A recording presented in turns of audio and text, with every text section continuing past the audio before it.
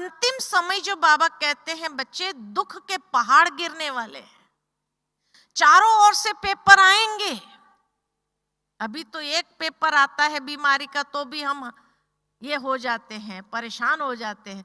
जब सोचो चारों ओर से पेपर आएगा, प्रकृति का भी होगा, परिस्थितियों का होगा, शारीरिक पेपर होगा।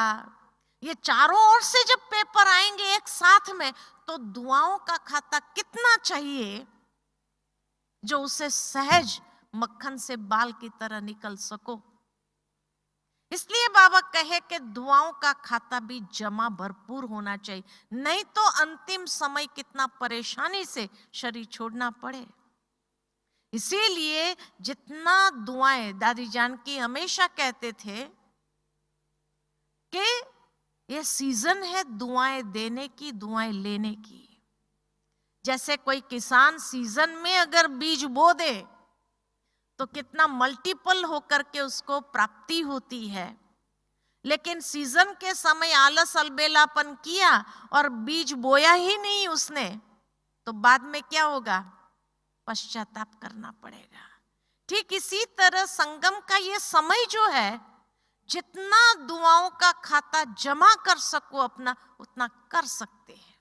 कोई मनाही नहीं है, किसी के लिए कोई रोक टोक नहीं है, किसी को सुख देना है। अब जितना सुख देते जाएंगे, समय पर किसी को साथ दे दिया, समय पर किसी को हिम्मत के दो वचन कह दिए, समय पर किसी को उमंग उत्साह बढ़ा दिया, इसमें कौन सा खर्चा लगा हमारा? बताओ, कोई खर्चा लगता है? समय पर किसी को हमने, कहते हैं ना, हाथ दे दो बस, और गिरे हुए को उठा दिया हमने, शुभ भावना शुभ कामना रख करके उसको उठा दिया। कितनी अंदर से दुआएं देगा? एक आप है जिसने मेरे को ठीक समझा, और मुझ गिरे हुए को भी आपने उठाया, तो दुआएं देगा कि नहीं देगा? ये दुआएं अंतिम समय ऐसे काम करेगी जैसे कवच, जिसके लिए जो बाबा कहते हैं बिल्ली के पुंगरे आग में भट्ठी में होने के बावजूद भी बच गए। ठीक इसी तरह अनुभव होंगे कि चारों तरफ परिस्थितियों का, परीक्षाओं का, पेपर का सेक था, लेकिन उस सेक के बीच में भी ये दुआओं ने मुझे बचाया। हर प्रकार की परिस्थिति में भी ये दुआएं मेरे काम आ जाती है, और ये दुआएं कितना अच्छे से हमें सुखद अनुभूति देती है। रात को सोने जाओ, नींद की गोली नहीं लेनी पड़ेगी अगर दुआओं का खाता भरपूर है तो।